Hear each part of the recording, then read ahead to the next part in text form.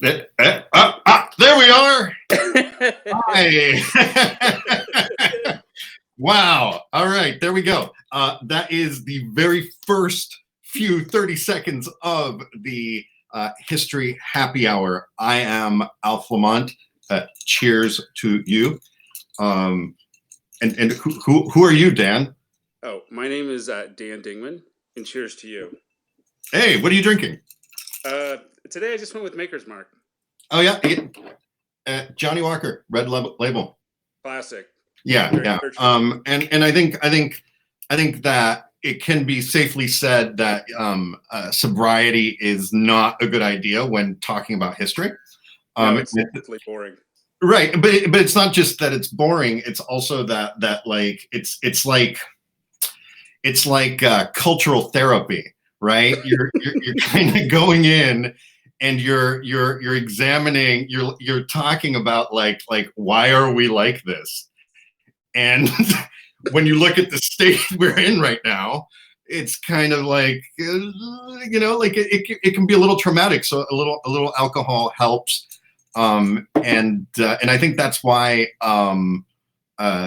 drunk history works because there's alcohol and we can approach things that are a little traumatic. In sort of a lighthearted way, which is I think what I was trying to do. I don't want to brag about the incredible intro that we threw together in like 20 minutes. But I do want to say, oh, good. People, can you hear people texting me? Is that like, anyway? Yes. Oh, good. But what I wanted to show in that intro is that there's no such thing as we've ever had it together. And there's no such thing as the good old days. And there's no such thing as the peak of civilization. And there's no such thing as humanity not being a little bit messy and embarrassing. And right. I think, so I made sure to include, I do want to say I did the graffiti on the Lascaux cave. But the rest of it is all historically accurate. And there was no tampering with images of people in parasols watching Atlanta burning, or the crazy raucous club parties of the Regency period. Not to mention kangaroo fist fights in Trafalgar Square. Like, just generally speaking, civilization is just a series of back-to-back embarrassments as far right. It's always this far. Well, that's being liberal. It's always about this far from just falling apart. And I think as we're all starting to sort of learn. Yeah, I mean, I think from a historical standpoint, the more you and by the way, let's take this moment. When I say historical standpoint, I'd like to just have an honest moment with everyone and say that that I have zero credentials in history. I am like one step above Dad watching too much History Channel, right? I know enough to know that Ancient Aliens isn't right, and I do my fair share of reading. But I have zero academic credentials, nor do I purport to have them. And in fact, you can almost certainly know that most of what I will say is probably ignorant and incorrect. So that's mine. But Dan, you actually do have, Yeah, I ended with a degree in history. That's not a whole lot to get super excited about. But but you know what? Like that's a degree in history, which is a lot I have. and just so everybody knows, Dan and I, we went to school at a prestigious university, the University of Northern Colorado, the real UNC. And we met actually, amazingly enough, in the theater department. And both of us ended up, like so many people in the theater department, actually, that's not true. Our theater department went off to do a lot of theater. I think those of us who didn't work in the performing arts are in the minority. but yeah, so that's where Dan and I met, and that's where all of this stems from. Right.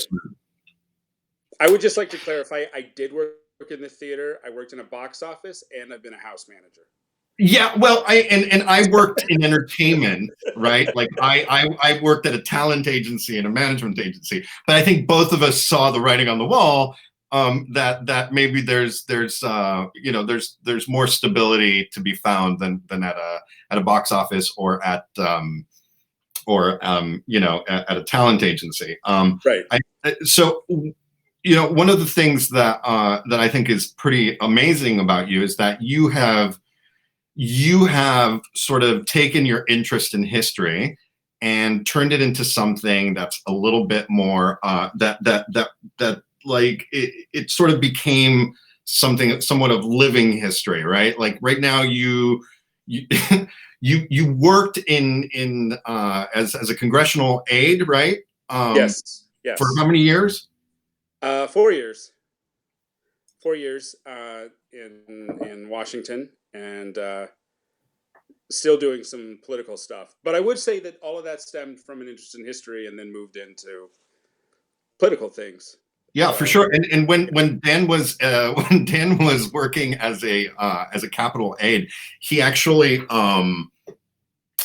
would give these famous tours of the Capitol, right? With with these incredible like little snippets that's I mean I would say that it was probably Dan's tour of the Capitol that told me that this needed to happen.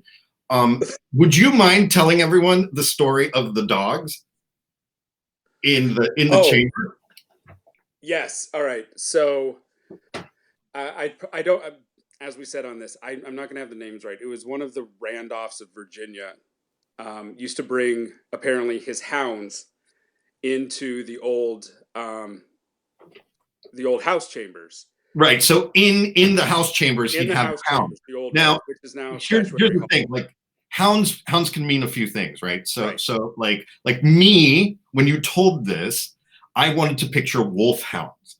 Like I wanted to, right? Like big, like something ridiculous. Okay, all right.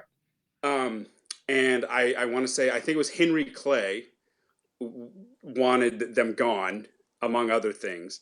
And I don't know if it was one of his first things he did or whatever, but he hit the gavel and demanded new rules that no animals would be allowed in the house chambers.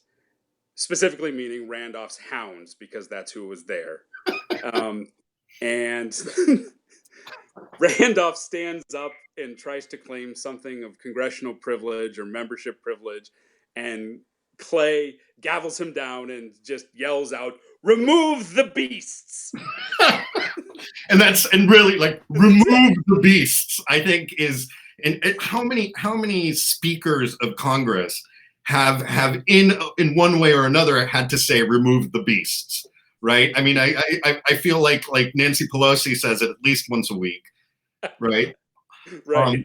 So yeah. So I think Dan's political forays and his background in as a congressional aide, and I think my current work, right? I do communications consulting in the digital world, and I think one of the things that kind of it feels to a certain extent, unless your head is really far up your ass, I feel like history almost pushes you to the left in a way that is almost extreme, like I feel like like if you are a student or a fan or interested even casually in history, like what you start seeing is these patterns that repeat themselves, and if you have an ounce of humanity, you kind of start veering to the left because you see these patterns repeat themselves, and they're patterns of cruelty, right? And so anything I just feel like we should give our listeners a sort of a warning that both you and I are pretty leftist. Yeah. And I think that, like, if anybody's listening to this hoping that there's some sort of romanticizing of Western culture, as we mentioned before, that this isn't necessarily the place, you know. Right.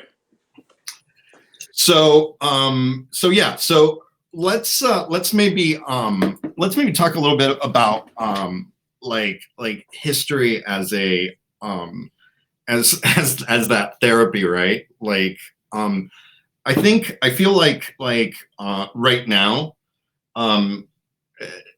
I don't want to call them civilians, but I think folks look out to what's happening, right? We're all in quarantine right now, right? So future generations, be aware, this was filmed in quarantine. This is in the Smithsonian right now as one of the prime examples of people being extremely bored and trying to do something different.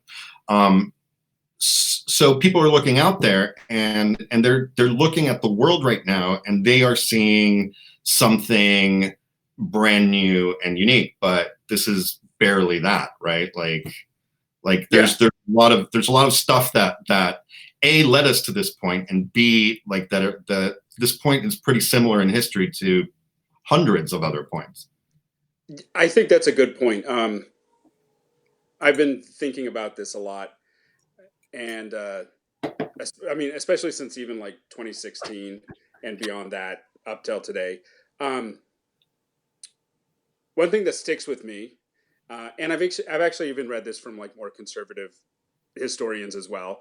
One thing that sort of sticks out is the period from like 1945 to 1989, or even a little bit further, was a very unique point in human history. In that, yeah, there were bad things that happened, but things were relatively decent for people overall. I mean, a lot of people got out of poverty. Medicine got better. Life got better for a lot of people around the world. Not saying it was perfect. Not saying it was excellent. But in the realm of all humanity, things were. I just lost you, Alf, as a picture. Things were. I'm still here. Sorry, I was letting you have the stage. You were going on a rant. I was giving you a Right. Sorry. So anyway, through history, things have really sucked mostly through history, and there was a small moment there that things were better, or getting better, for lack of a better term. And I think, seeing the rise of populism, national populism, nationalism, whatever you want to call it, and then now we're going to throw on like pandemics as a thing. Where I think we're getting back into history. People are a little shocked, I think, because we're being shoved back into history.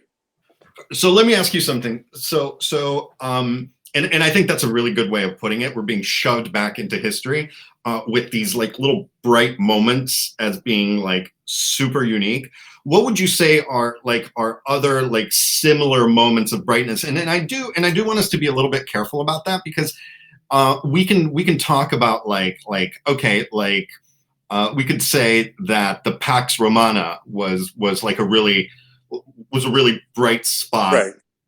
In history. It was one of these moments where it was relatively quiet and people could prosper. But the Pax Romana wasn't so hot for, like certain villages in Germania, right? Where like the Roman legions would come in and stomp. But I think that we can look at certain eras, like in India, the Mughal Empire, right, and those moments where there was sufficient security for a cultural blossoming. Right. So what other moments would you say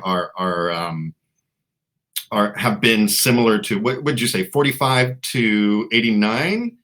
Yeah, I mean, I would say honestly, I would say that we could make a real case for 2016. For extending that 45 to 2016, just because we had very much there was definitely the possibility that we could have sunk right after 9/11, and the world could have gone into sort of just another catastrophic like moment in 2008 during the financial crisis. But I feel like and just, I mean, and you tell me if this is fair or not, but like it's not inappropriate to put the U.S. at the center of the world, and in a certain extent from 1945 to 2016, simply because it is the Roman Empire of this period, right? And all geopolitical happenings and all history is basically at some point or another, like it's like gravity curving space time, right? Like at some point the U.S. is such a colossus that it's not wrong for us to sort of push it to see things through that lens, which makes it useful for us because we're Americans, as you so obviously in your choice of background there. Let us know. So what other like moments in history would you say were kind of like these little golden eras? Well, they're so few and far between.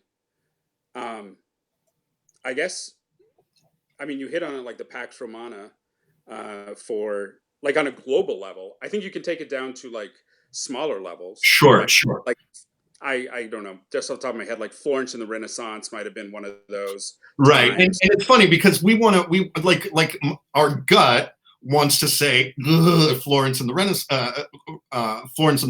because the Renaissance was still pretty brutal and pretty Right. awful, right? It has to be to a very small There's no portion. such thing, yeah, comparatively, yeah. So the thing is there's not many of them. Right. There's very few, and at least on like sort of a global level, like they have to be localized. And there's plenty. I'm not an expert or know. Honestly, I have to be honest, don't know much about Indian and Chinese or a lot of Asian history, and I'm sure there's plenty in there. There's a lot in there, but they're localized. There's very few that pull in the world. You know what I Right. mean? And Right. so, history, as you saw in the credits, was it's a dumpster fire. Yeah, It's right. always been a dumpster fire. Yeah, it has. It's a mess. The best you can hope for is possibly your side of the dumpster fire goes down for a little while another side goes up. Right. It smolders a touch before reigniting. Yeah, I mean it's and it's so funny, right? Because history is an untouchable or as something to be revered. I think it's mostly served historians. And it hasn't helped people, right? I feel like people would be less afraid. They would know like more what to do and what's going on if they understood or if they felt like history was an accessible way of understanding those things. So that's also I guess like if we're looking at a lofty way of this, which I think everyone should be forewarned. We have been much more heady right now than I think we will be, or that we usually are, right? Because we do want to set some sort of academic tone. So we want to give ourselves just some sort of minuscule grasp of legitimacy and understanding before we totally devolve into fart jokes. Really, is what we will inevitably get to. And with that, I'm just going to cut myself off here. But yeah, so yeah, there's tiny little moments. You're right? Like there's these touch point moments where one society is doing better, but very often that society is doing better on the backs of countless others, right? So the British Empire, I mean the U.S. That's why I wanted to like sort of caveat 1945. Sure. It wasn't. I know it wasn't perfect for everybody. You know what I mean? Sure. Like it wasn't, and there were a lot of people died. Yeah, and brutal, unnecessary, violent death. by through immoral acts by people in power and general hatred of each other. But that is basically a given through line that we're just like that.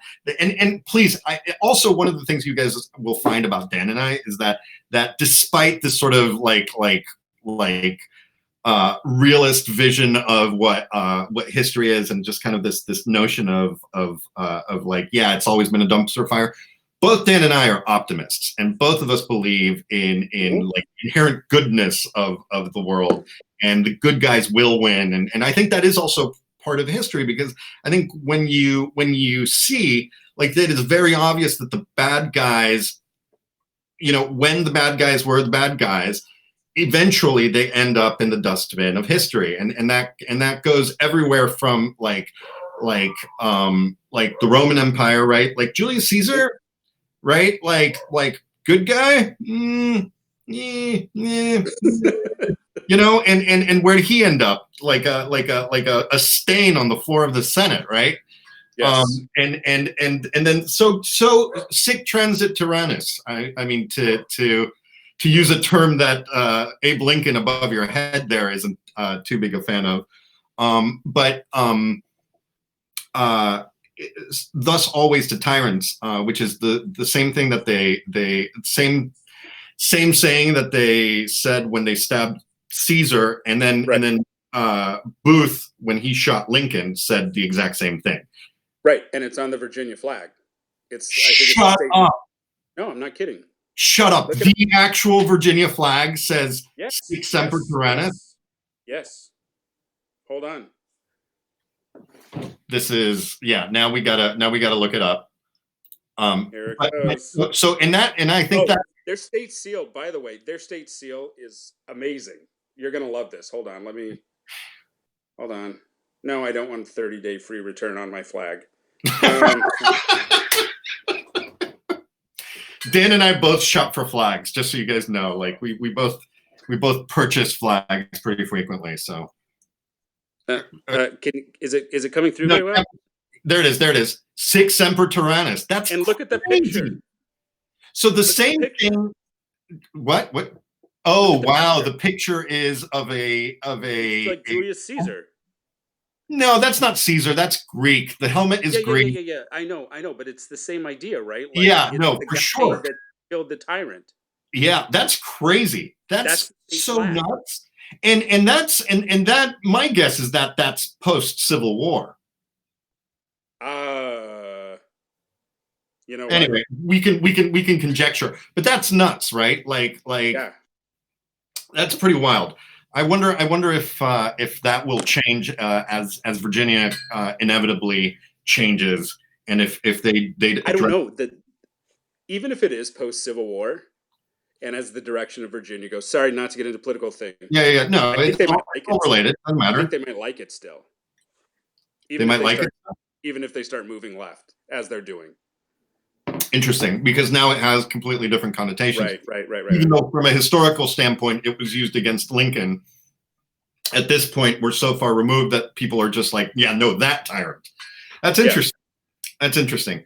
But yeah, so what we were talking about though is bad guys being relegated to the dustbin of history. You and I being optimists and believing in the good guys and believing in the little guy. Just because I think that those I think those moments of prosperity are growing. They're growing in length, and they're growing in the amount of prosperity. And so we need to make and that prosperity can only be held on to while when everybody shares in it, because if only a small group of people shares in it, inevitably it falls to pieces.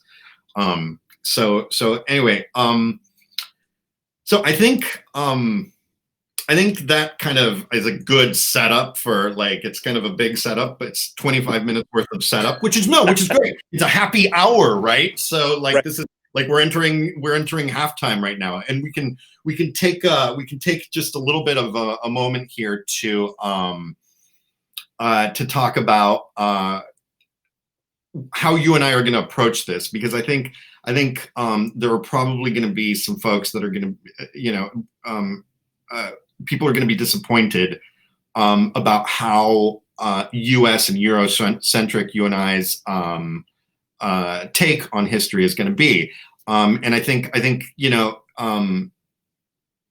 there's reasons for that. And before I go into like my cultural self-shaming, I'd like to kind of get your take on it. And I think the other part of this is that I think this is also an opportunity for you and I to learn and to widen like our understanding of history. And we are hoping that someday we will have guests, and that we will be able to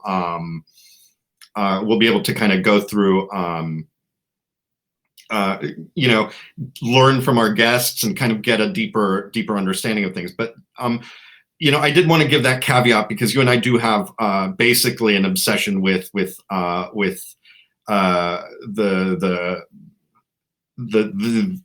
jowly facial hair,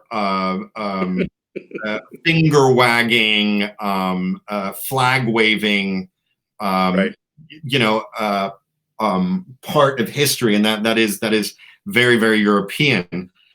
So I kind of wanted to get your take on that, and just kind of give yourself a chance to let that be as we sort of begin this journey. Yeah, I mean, what I studied and what I still study is basically I can't even call it Eurocentric. It's going to be Amerocentric. Like, it's going to be straight American, even to the point of screwing up European history drastically. Yeah. Or even comparing even European history, comparing it to America. Like, every time that I've done anything with Europe, I'm always like, well, that reminds me of this thing that happened in 1825 in Jonesboro, Indiana. Like, so that's the way it's always going to be. It's where I started, and it's Jonesboro, Indiana. What happened? Okay, so why did you choose Jonesboro, Indiana? That seems a little. I don't think it's a real town. I was just. Okay. I was desperately started. Okay, you're just making up a hypothetical. I'm way ahead of myself. Then go for broke and call it Shitsville, Indiana, or Got it. So yeah, it's everything in my mind always sort of starts to go back to comparing it to something in American history. You know what I mean? Yeah. So as you can see above. Yeah, there he is. And then this thing. I'll explain this later. Yeah. We will in like 100%. We will be spending plenty of time on the U.S. Civil War, just because it's sort of like the messy divorce of this country, and we will just never get over it. And so we will definitely spend some time on that, and there'll be a few go over that. And I do want to point out, but that's what I'm trying to get at is that's where I'm going to be coming from within my own mind on putting things together. That's how it's going to be patternizing. Yeah,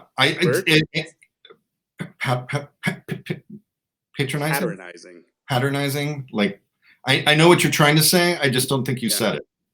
But it makes sense.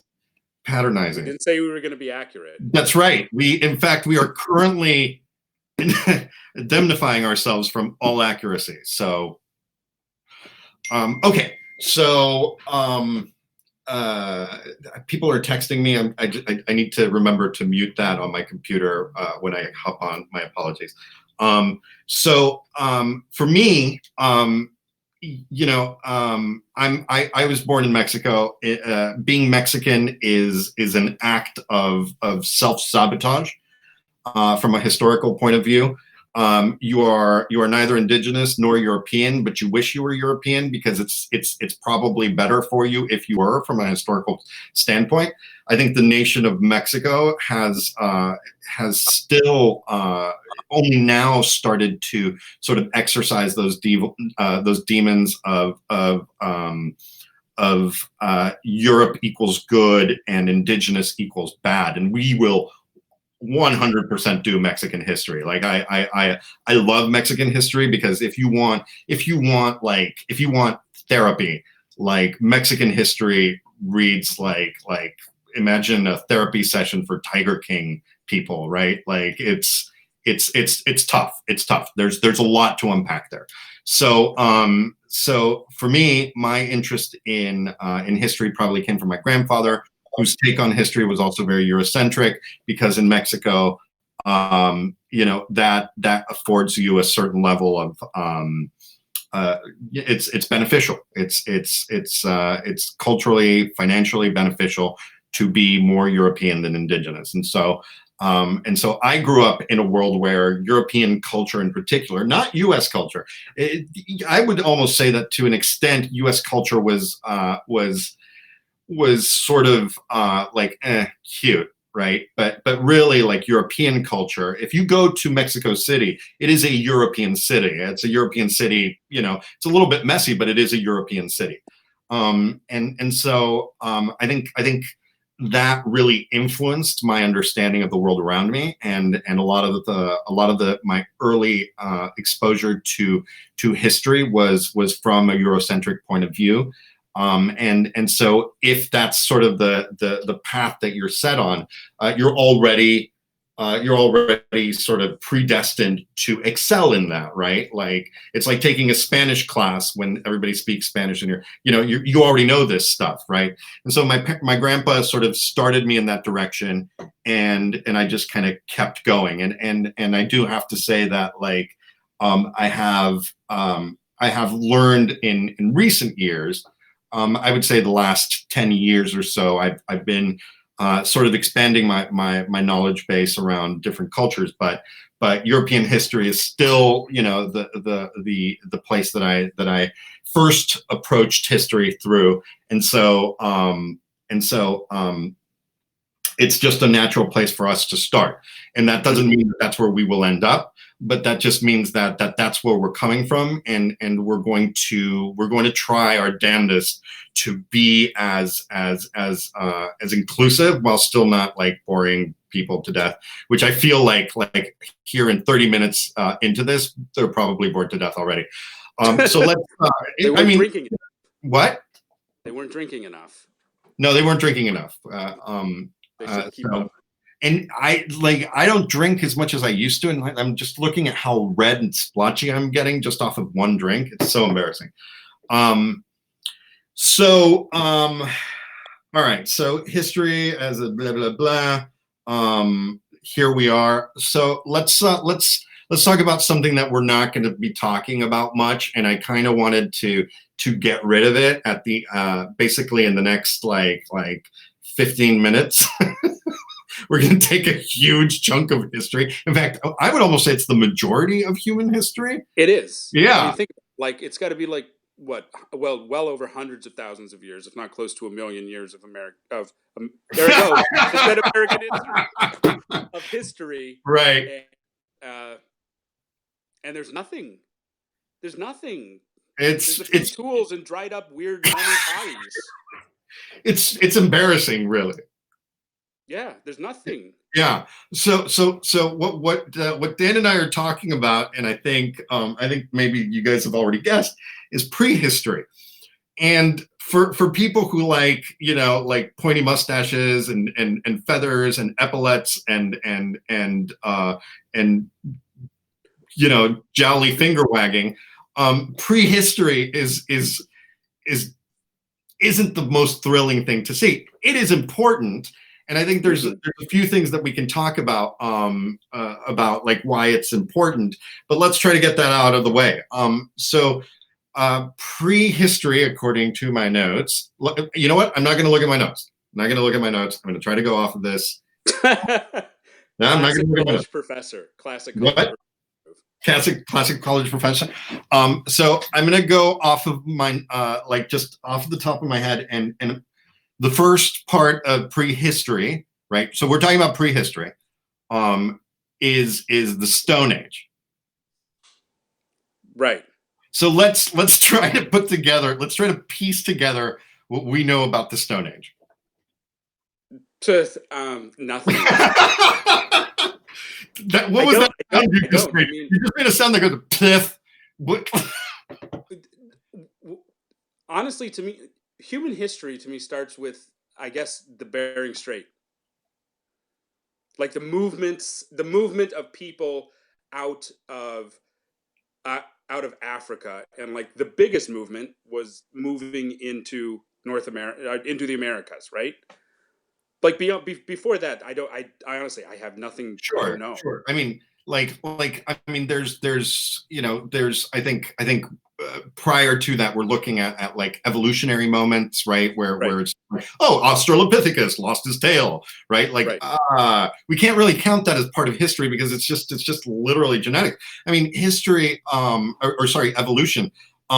History is the moment where the ape took a rock and broke it in half and Right. used the sharp end to like cut a little bit of meat, right? Or threw that piece of meat into the fire and like, or like all of those different things. Well, this brings us to an interesting sort of thing then.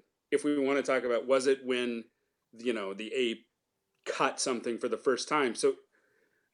So chimpanzees, some of them use tools, right? Are we back? I no. Listen, we're both Planet of the Apes fans. Right. So when does human history start?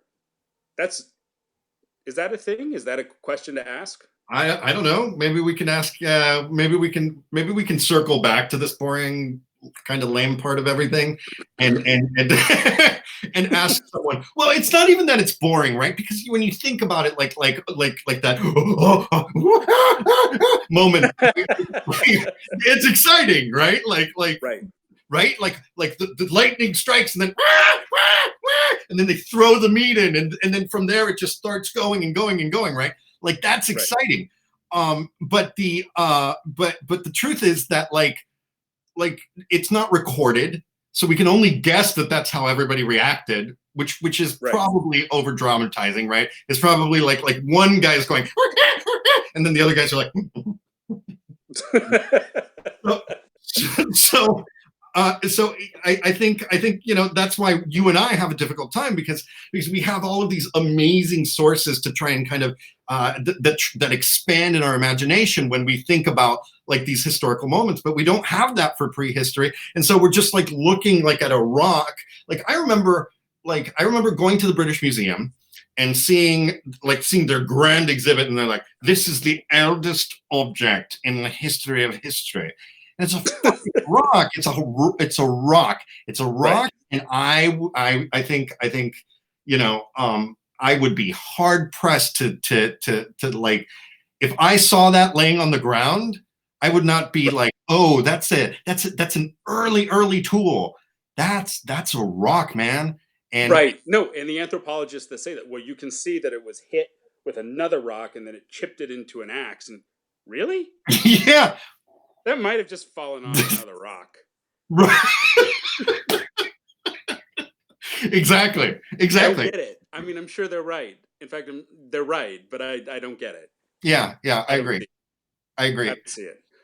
But I guess one thing I wanted to talk about, I guess what we do know about prehistory that makes it human is that we do know that there was one group of people living here, and then there was a valley here, and then there was a group of people living here, and there were mammoths in the valley, and they decided instead of trying to work for the mammoths together and then split them, the humans decided to kill each other. That did happen. And then, you know what happened? And then the mammoths left and nobody ate. That did happen. Right. And it goes back to, we've always been a mess. Right. It's always been a fire. And it is almost counterintuitive for us to do what's good for each other. And yet consistently we have done it. And part of that is sort of growing our village, right? So you have left side of valley, early man, and you have right side of valley, early man. And if they had seen themselves as Valley area man, then they would not have fought each other for the mammoth. They would have done what you said, right? And Right. I think as we've grown the size of our village, and we've grown the size of our communities. At least, you know, in the West Coast we have, and I think that's where you and I see that sort of that hope, right? That those villages continually grow, and we are closer now than ever, I feel like, to a global village. And I think, well, we can talk about that later as well, but it's something to think about. The other thing, so you brought up the Bering Strait, which I think is, I didn't want to lose that, because there's I think all sorts of conversations happening around like the around specifically like early civilizations, and how they did end up where they are, right? And I think I've done a fair amount of like sort of very, very, very, very surface level work with indigenous communities and with Pacific Island communities, and there are movements within those communities that sort of take issue with the notion that the Bering Strait was the was the way folks that came in.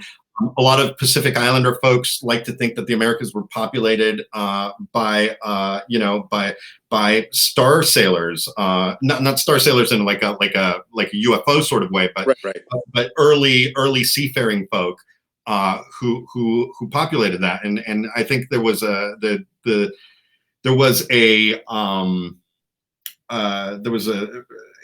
again, like, the validity of this is influenced by this and my own ignorance, but I believe that the Kon-Tiki expedition was set out to prove whether or not it was possible to sail across the Pacific from Micronesia. Micronesia, is that it? No. Oceania, yeah. whatever. Right, the South Pacific Isles, all the way to South America.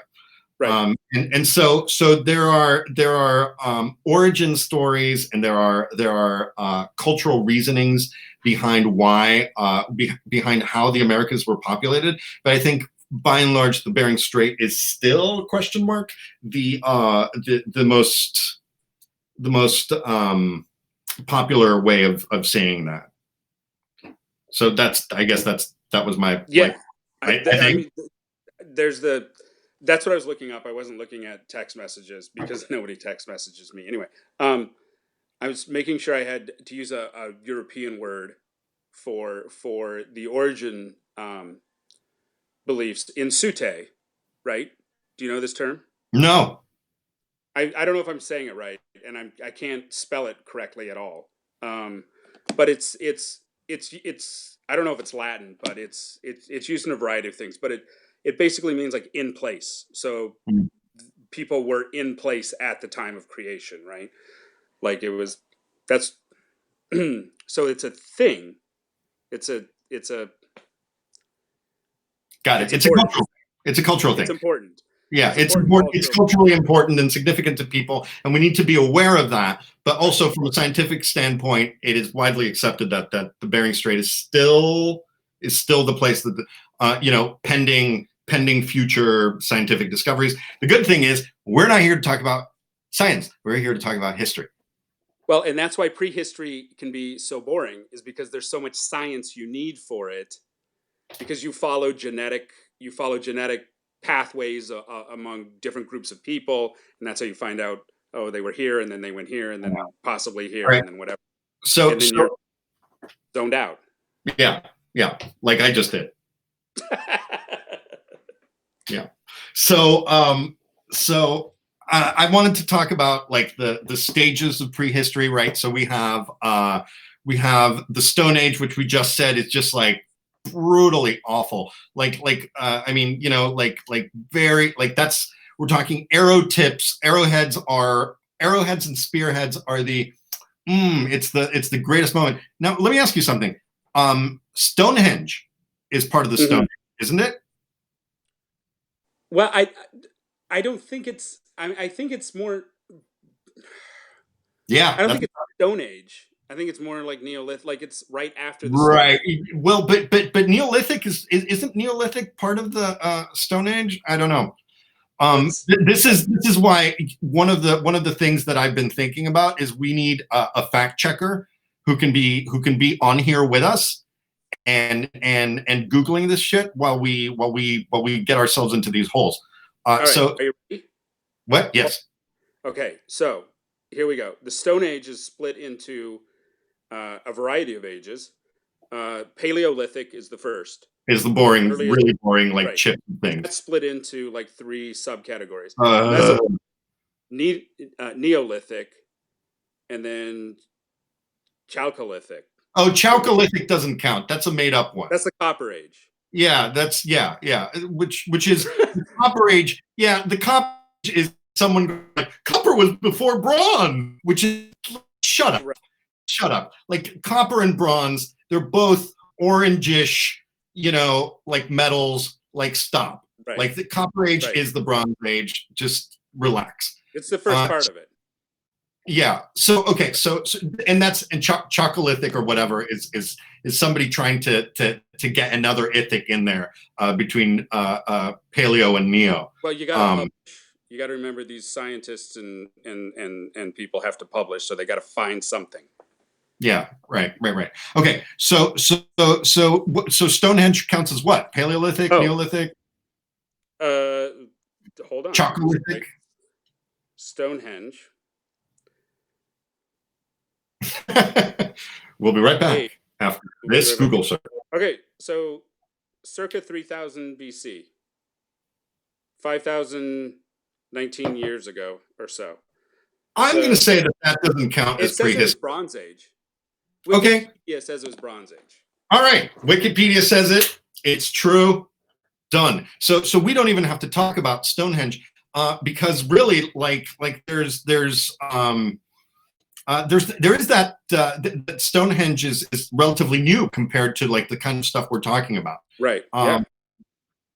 So okay. So then, what else is there within the paleo? So there's that place in Turkey, which is like the oldest. What is the name of it? I can't remember. It's supposed to be the oldest. I'm going to look up now. I'm going to navigate away here for a second. I would say the biggest thing in prehistory is probably is agriculture and the domestication of animals. Sure.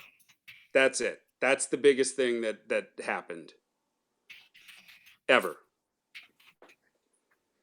All right, here we go.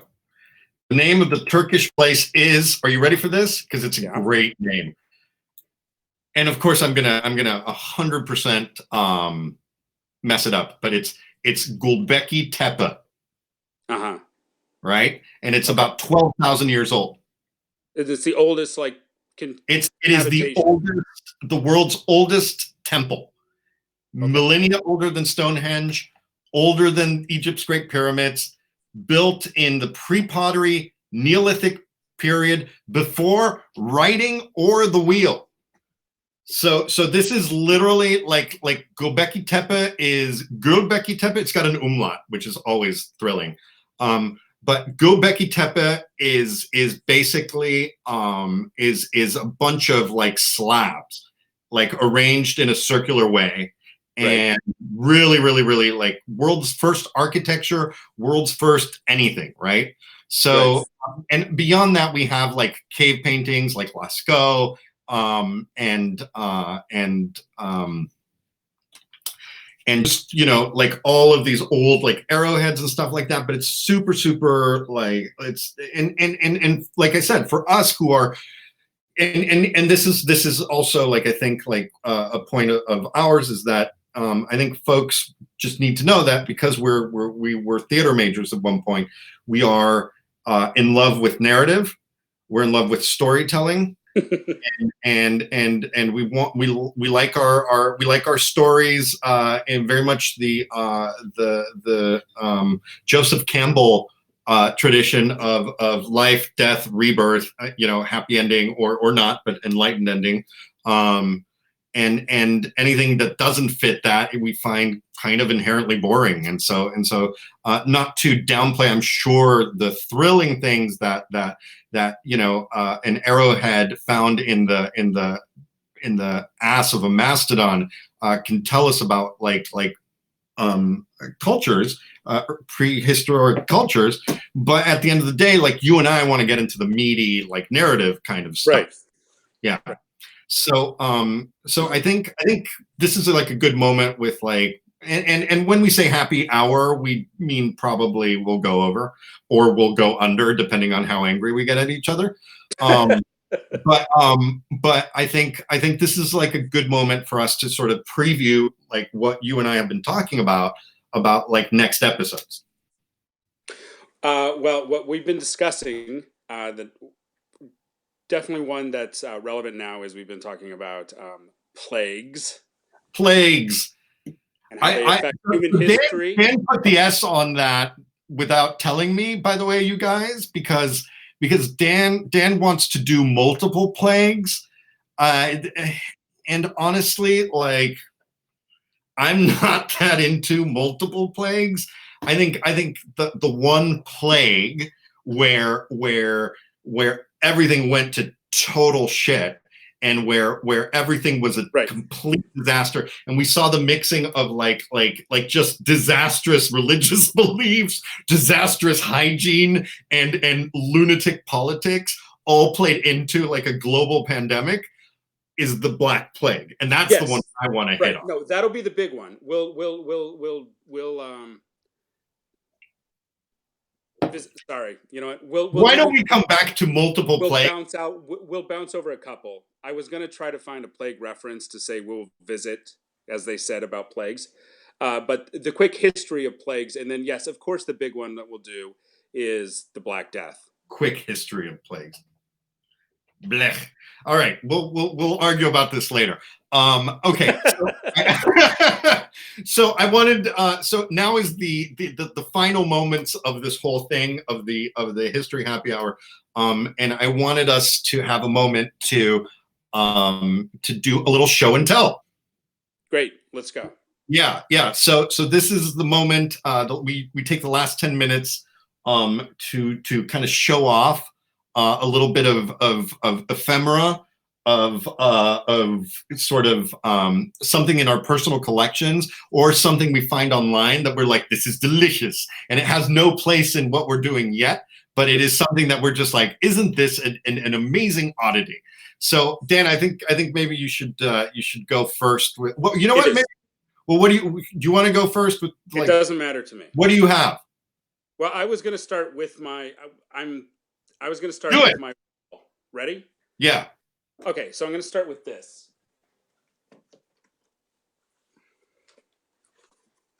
Oh, wow. Okay, so this is a flag from Queen Elizabeth's coronation from 1952. That's amazing. And so I found this. I was looking for a vintage British flag, and this is what popped up. It's amazing. I decided we had to have it, and so we bought this. I love how you said we had to have it, because you're bringing in your poor wife into this. No, she likes it. Okay, all right. So, yeah, hold on. I'm being told that I'm telling the story wrong. She found it. Oh, she said she found it. I can't remember. Anyway, it's from 1952, and it's from her coronation. And as you can see, it's getting really threadbare. So it's under protective glass and like UV protective glass. But this is the first thing I want to show and tell. And you look at how weird the drawing, the picture is. Yeah, that's amazing. It's not that great. No, and royal super like it like her nose is barely there. Like right? she looks a little bit like a pig or something from the island of Dr. Moreau. Yeah, it's Not weird. to call Her Majesty a pig, because Elizabeth too is an amazing like individual, and we can definitely do a thing on royalty. But she in that image she looks like a Yeah, weird it's pig. not good. It's No, weird. it's not. It's not. Is does she look swinish because it's faded, or you think that's? I mean, are there marks that maybe it was a better image at some point? Well, I mean, I'm sitting, obviously, right. It is faded to a degree. It was obviously in the sun coming from this angle, but like even when it was really good, it wasn't that great. You know what I mean? Yeah, So it probably sold for what? Less than a pound. back when it Yeah. was. Yeah. Oh, There was the sure. guy, with his hat Yeah, yeah, yeah. What would selling he say, himself. Dan? What was he saying? I'm not gonna do it. I want to do it, but I'm not gonna do it. Here it is. I'm not gonna do Your flag. Come on, governor. it. Here you are, miss. Your official coronation flag. All right, what do you got? Okay, well, so mine is not a tangible, because my tangibles are like I want to save some of those, though I have some good ones. What I have is something I found that you and I have seen a while back, and we never cease to comment on. Before our people can be stated. It is, or the American people fit to govern the And it's Teddy Roosevelt's voice. You're Yeah. off camera, by the way. Get center back. Oh, Center. sorry. It's Teddy Roosevelt's voice, and I think the thing about Teddy Roosevelt's voice is that it's really upsetting, because Teddy Roosevelt, if you look at him, right, he was a Rough Rider. Right. He like hunted bears with a dagger, and by saying hunted bears with a dagger, I mean he would have somebody else shoot it for him, and then he'd plunge a dagger into it. But he would like ride at the front of a train in Africa and shoot at animals from the front of the train. He was known as a tough guy. And all of the theatrical interpretations of Teddy Roosevelt have him kind of like as this kind of like what you wish Ernest Hemingway sounded like, right? Like here we go, a lot of teeth, right? And then we pulled up this historic recording of him, and if you listen, themselves to rule themselves to control. I believe they are my opponents. I believe in the right of the people to rule. I believe that the majority of the plain people.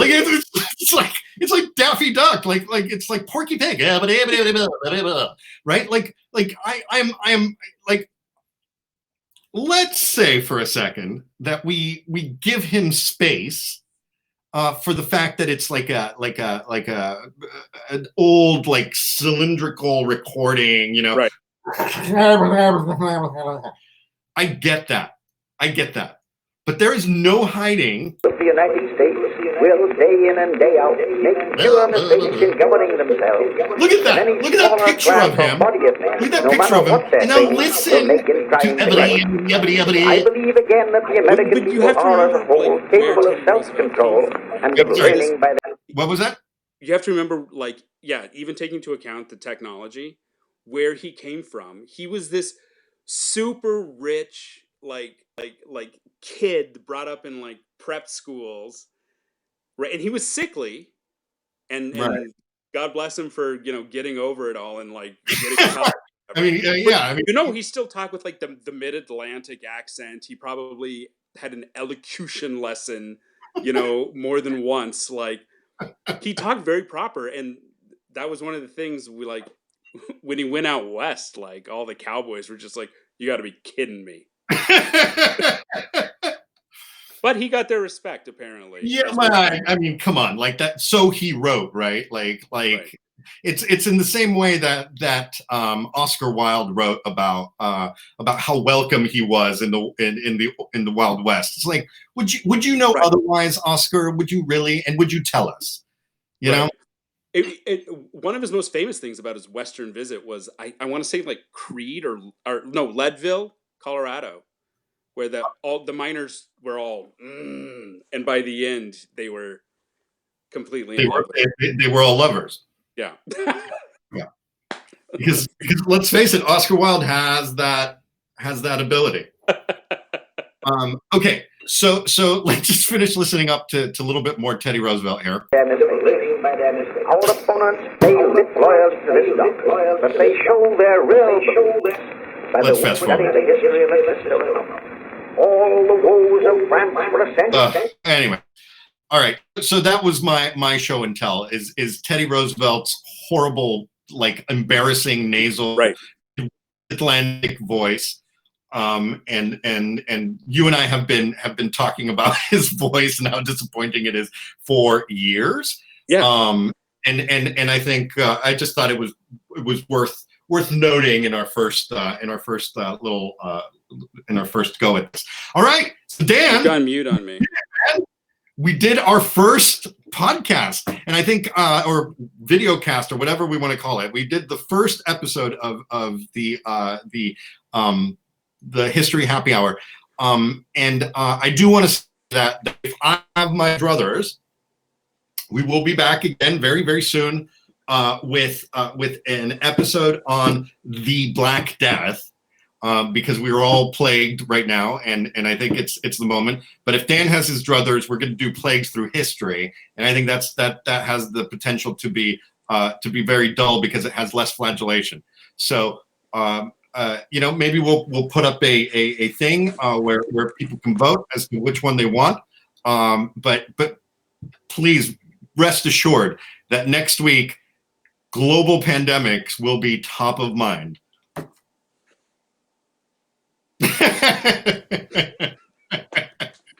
All right, should we go out theme? I think we should. And let's you and I like talk out our theme so that we can talk about the beauty and glory of this entire thing. Ready? Here we go. Okay, let's go. Oh, here we go. Let's try it again. Okay, let's go. Pompeii. Oh, you can't hear me.